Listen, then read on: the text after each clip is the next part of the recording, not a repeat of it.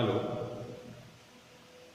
कल हम लोगों ने जो अपना टॉपिक चल रहा था चुंबकीय क्षेत्र एवं चुंबकीय बल वाले चैप्टर में, हम लोगों ने लास्ट टॉपिक जो अपना पढ़ा उसमें था कि चुंबकीय क्षेत्र को परिभाषित करना था, साथ में उस पर चुंबकीय क्षेत्र में जो मात्रक काम करता है उसकी मात्रक के बारे में भी जाना। आज हम लोग एक नया इसी में नेक्स्ट टॉपिक लेते, वो है धारावाही चालक पर एक समान चुंबकीय क्षेत्र में कार्य करने वाला बल।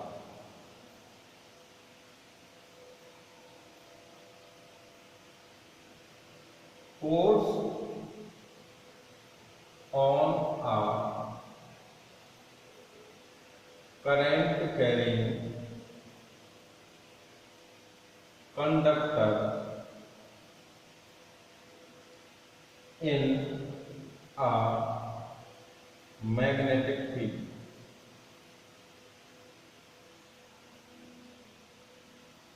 आज हम लोग एक करंट कैरिंग कंडक्टर जैसे वायर ले लिया, उसको अगर हम मैग्नेटिक फील्ड में स्थापित करते हैं तो उस पर बल कितना लगता है इसको सोचो। मान लिया एक समान चुंबकीय क्षेत्र इस स्थान पर लागू है और इस चुंबकीय क्षेत्र के लिए चुंबकीय क्षेत्र की तीव्रता है वह B है। इसमें एक हमने वायर रखा जिसमें करंट फ्लो हो रहा है I।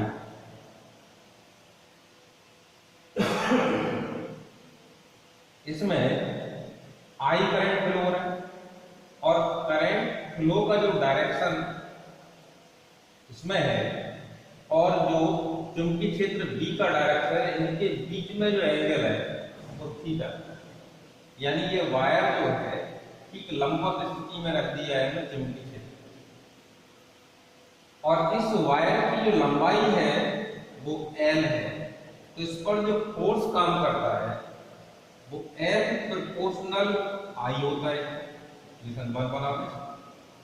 दूसरा F प्रोपोर्शनल I से मतलब ये, यदि इस वायर में करंट ज्यादा फ्लो करे तो उस पर फोर्स ज्यादा और करंट कम फ्लो करे तो उस पर फोर्स कम लगता। दूसरी बात आती है कि जो मैग्नेटिक फील्ड की इंटेंसिटी है अगर वो हम ज्यादा रखें तो फोर्स की वैल्यू बढ़ती है और यदि उसे हम कम कर दें तो फोर्स की वैल्यू कम। इक्वेशन 2। साथ ही साथ ये है कि जो करंट कैरिंग कंडक्टर हमने रखा है यानी चालक जो रखा है उसकी लंबाई की भी समानुपाती होता है L। तीसरी के बाद चौथी बात जो आती है वो है इनके बीच जो एंगल बन रहा है हमने कहा उसकी ज्या के समानुपाती होती है। इन चारों को अगर हम मिलाएं फर्स्ट सेकेंड थर्ड फोर्थ तो देखते हैं F प्रोपोर्शनल आता है IBL sin। ये अगर इसमें हम इक्वल मार्क करते हैं, यानी इसमें प्रोपोर्शनल की जगह इक्वल का चिन्ह लगा दें, एक कांस्टेंट आएगा और IBL sin।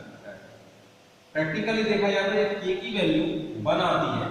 इस प्रकार से देखते हैं जो फाइनल हम लोग इक्वेशन बनता F equal IBL sin theta के अनुसार इस पर एक बल, यानी अगर हम एक समान चुंबकीय क्षेत्र में एक चालक यानी एक कंडक्टर L लंबाई का है और उसमें धारा I प्रवाहित करें और इसकी जो लंबाई की दिशा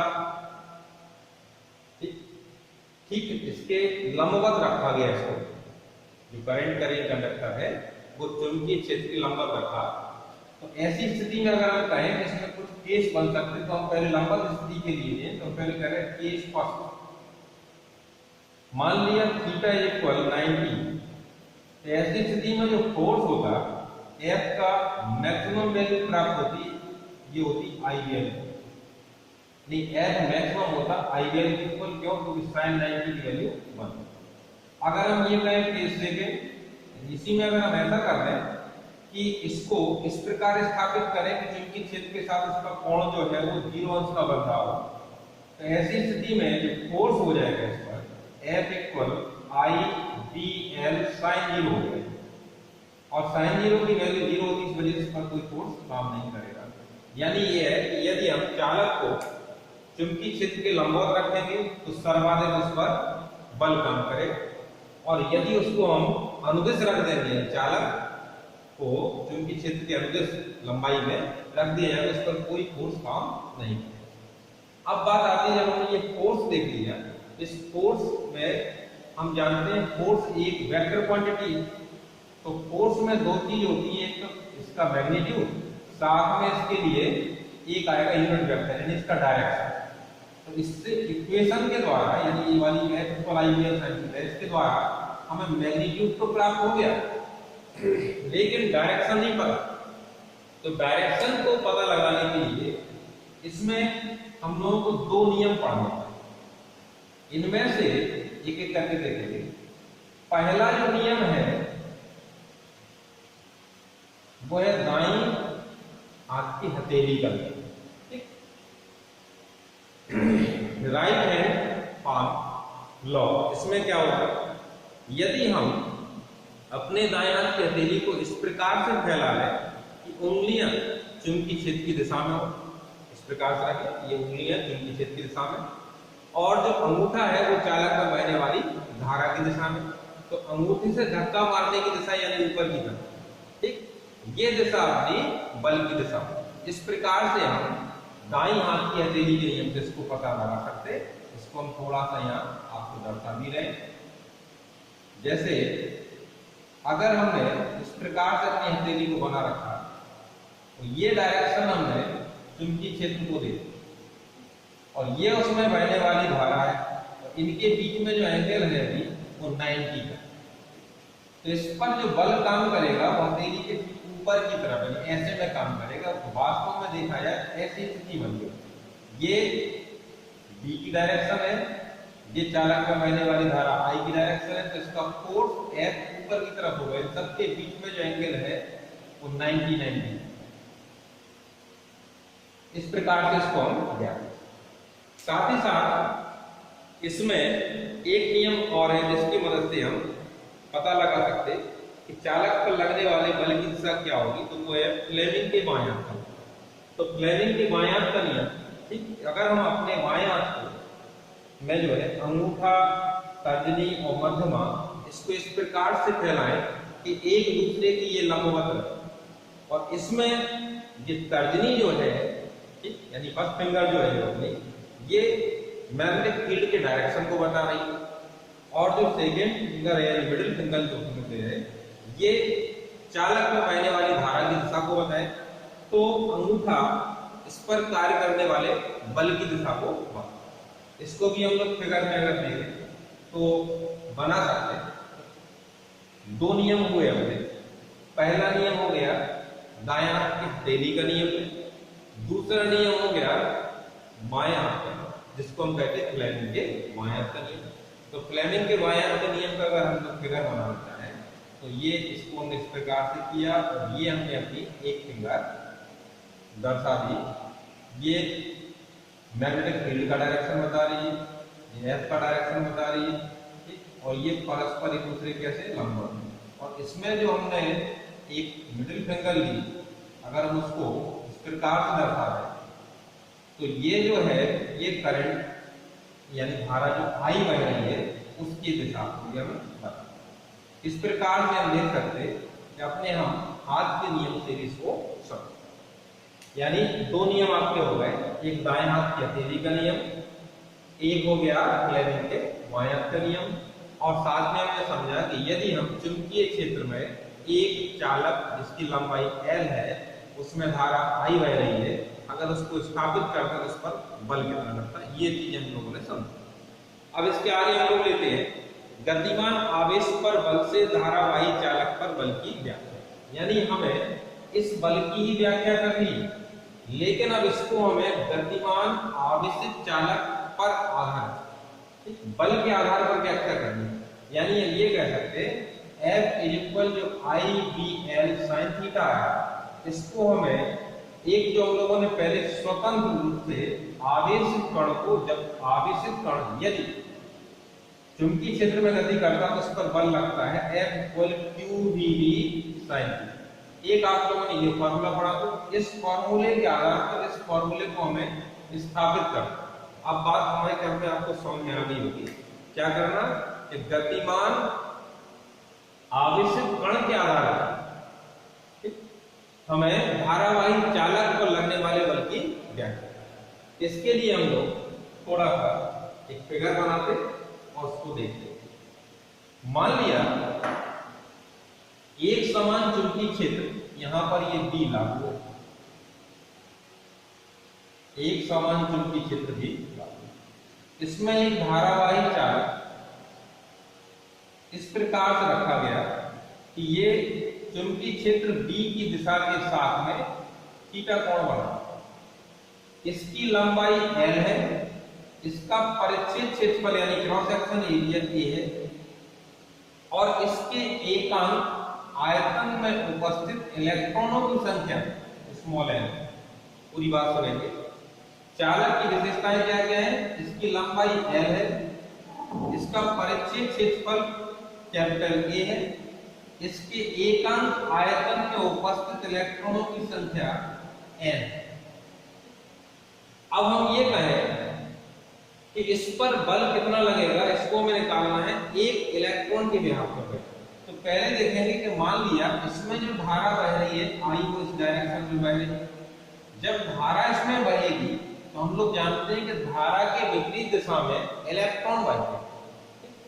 तो जब इलेक्ट्रॉन बहेंगे, इलेक्ट्रॉन भी चुंबकीय क्षेत्र में ठीक चल रहा है, तो एक इलेक्ट्रॉन पर बल लगेगा, वो लगेगा F is equal E, Q की जगह हो जाएगा E, और उसका जो वेग होता है, जब धारा किसी भी चालक में बहती है तो उसमें जब इलेक्ट्रॉन बहते हैं तो उसके वेग को हम ड्राइव वेलोसिटी या अनुवन वेग कहते हैं।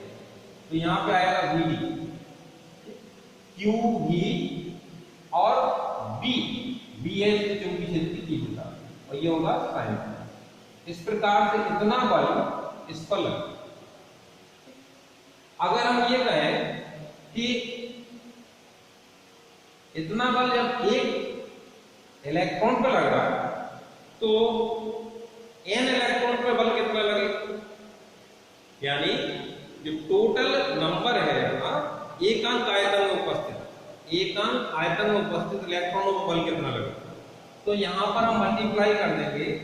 अब इसको अगर हम F' मान लें पहले वाले को, तो F इक्वल हो जाएगा NE VD B sin theta, इतना लगेगा। अब अगर हम ये कहें कि कुल आयतन, पूरे के पूरे आयतन में उपस्थित कुल इलेक्ट्रॉनों पर बल कितना लगेगा। अब उसको एक नया बल के स्वरूप देंगे। मान लो इसको हम F डबल डैश करते हैं, इसको F डैश करते हैं, अब आएगा F।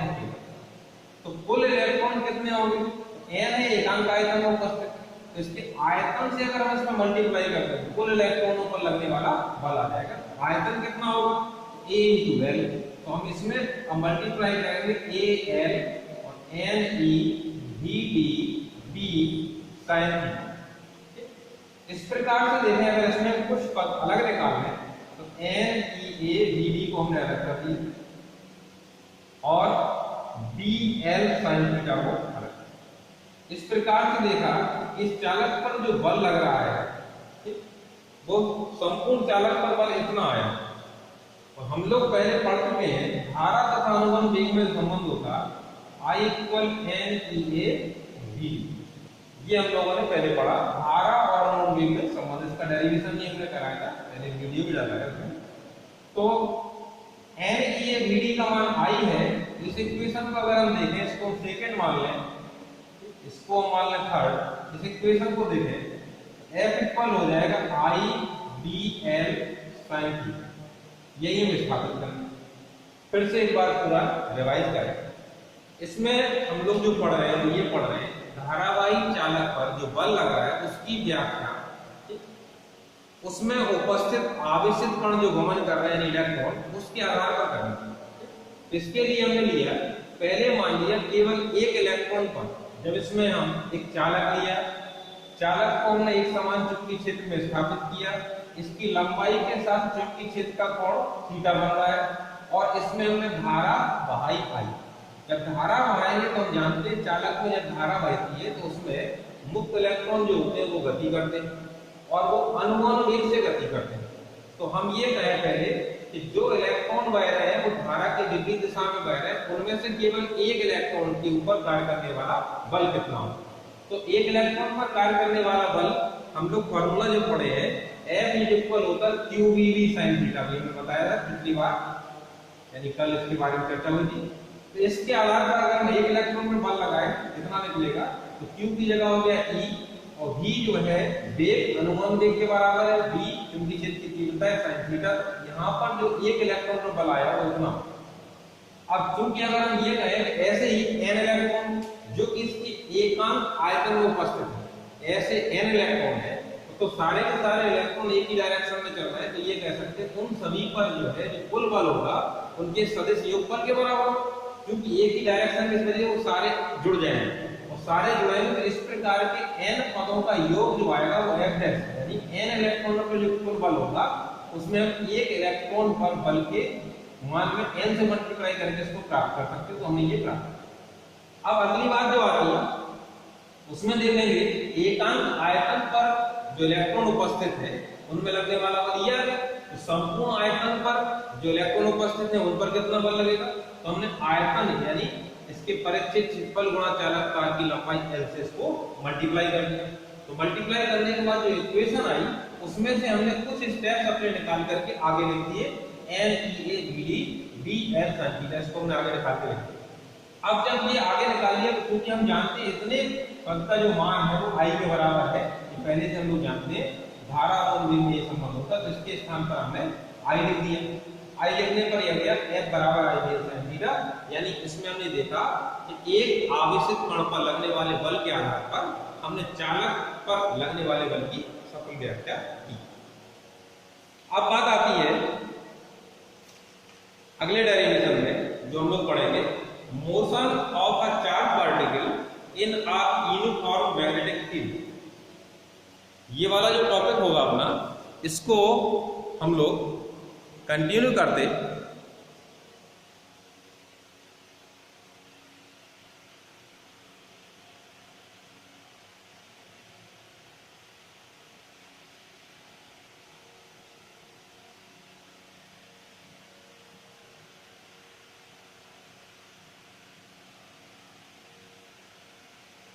टॉपिक लेंगे हम लोग motion of a charged particle in a uniform magnetic field।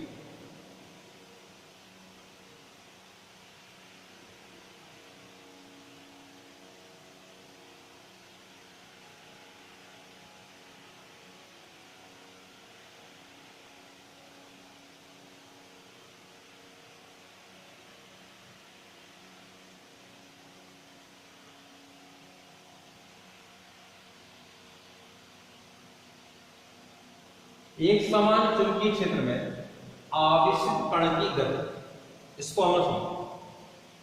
तो ध्यान देंगे पहले, जैसे इस पेपर पर अगर हमें मैग्नेटिक फील्ड के डायरेक्शन को दर्शाना है और नीचे की तरफ दर्शाना है तो इसमें हम ऐसे मार्क बनाते हैं। यूनिफॉर्म मैग्नेटिक फील्ड को दर्शाने के लिए पेपर पर हम लोग इस प्रकार के चिन्ह बनाते हैं, ये बात हम पहले आपको बता चुके। तो मान लिया एक समान चुंबकीय क्षेत्र कागज तल के नीचे की ओर लंबवत काम कर रहा है, इसकी तीव्रता P, और इसमें एक चार्ज पार्टिकल है जिस पर चार्ज है Q, इसको हमने v वेलोसिटी से इसके अंदर डाल दिया। हमने Q चार्ज पार्टिकल को v वेलोसिटी से b चुंबकीय क्षेत्र वाले तीव्रता वाले भाग में ठीक लंबवत अवस्था में प्रवेश करते हैं। तो क्या होगा इसको देखते हैं। तो पहले देखेंगे इस पर जो बल लगेगा F पर लगेगा QVB sin, कितना बल कार्य, जैसा कि हम लोग पहले पढ़ चुके। तो इस पर ये वाला बल काम करेगा। अगर यहां पर हम देखें कि जो थीटा है वो इसके डायरेक्शन के अनुरूप जो हमने चित्र बनाया 90, इस वजह से इस पर जो बल लगेगा है QVB लगेगा। इसको इक्वेशन बन इस बल के वजह से ये इसमें आगे की ओर बढ़ रहा है।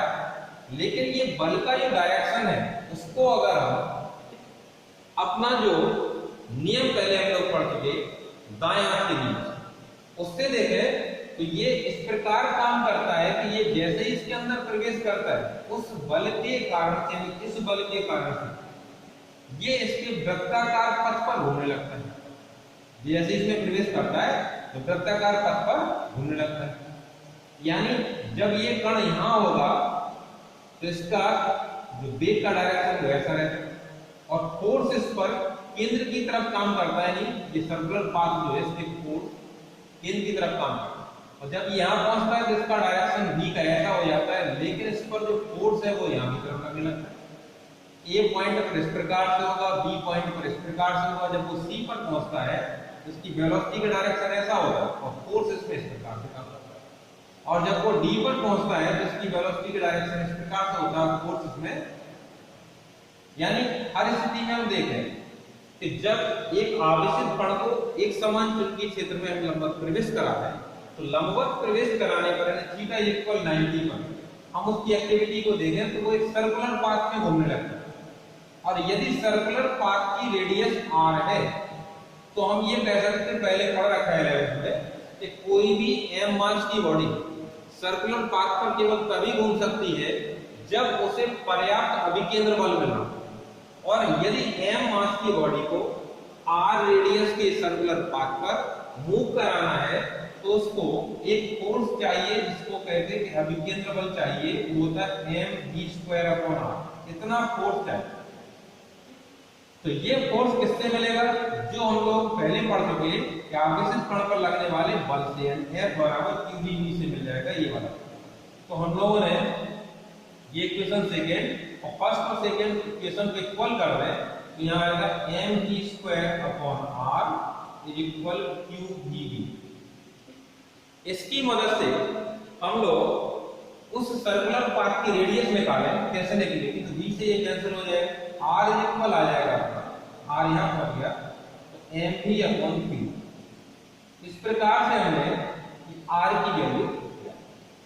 अब इसके बाद अगर हम ये कहें इस सर्कुलर पाथ पर जब ये मूव कर रहा है तो मूव करते समय इसमें जो टाइम पीरियड लगेगा वो कितना होगा, यानी आवर्त काल का t इक्वल होगा इसकी पूरे की पेरीमीटर यानी इसकी परिधि तो 2 पाई r, समय बराबर होगा दूरी बटे चाल, यहाँ आएगा 2 पाई r बाई। अगर हम v की वैल्यू इस वाले इक्वेशन से यहाँ निकालें तो यहाँ लिख देते जहां v equal r qb upon m, ये रहा है इसको देखें तो t इक्वल आएगा अपना 2 पाई r upon r qb upon m।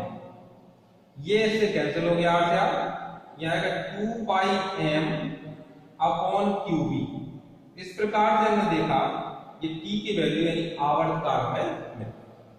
आवर्त काल की मदद से हम लोग अगर आवर्ती निकालना चाहें तो इसको अब यहां लिखते हैं तो आवर्ती n इक्वल होगा 1/t और t की वैल्यू ये वाली हम इसमें रखेंगे तो आएगा qb अपॉन 2 पाई m। इस प्रकार से हमने ये देख लिया कि जब एक आवेशित कण को एक समान चुंबकीय क्षेत्र वाले क्षेत्र में ठीक लंबवत अवस्था में प्रवेश कराएं तो वो कण एक वृत्ताकार पथ पर गति करने लगता है जिसकी त्रिज्या r है। इस पथ की त्रिज्या निकालने के लिए तो हमने दो फोर्स पहले देखे। एक फोर्स किसके आधार पर निकाला, आवेशित कण पर जो बल कितना लगता है, F को लगता है qvb, ये निकाला। यही बल उसको अभिकेंद्र बल प्रदान कर देता, तो अभिकेंद्र बल का मान जो होता है mv²/r। तो इन दोनों को हमने बराबर रख दिए। बराबर रखने पर ये वृत्ताकार पथ की त्रिज्या प्राप्त। इसके बाद कहा जाए वृत्ताकार पथ पर घूमने के लिए उसको आवर्तकाल कितना चाहिए, t समय है तो समय होता दूरी बटे चाल के अनुसार।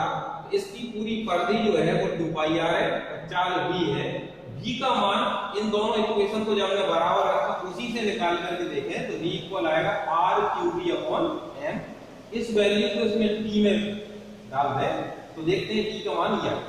इसके आधार पर आगे हम कहें इस वृत्ताकार पथ पर घूमते हुए कण की आवृत्ति कितनी होगी। आवृत्ति जो होती है वो 1 बटा आवर्तकाल होती है, तो आवर्तकाल का ठीक व्युत्क्रम करती है, इस प्रकार से हमें ये आवृत्ति मिली।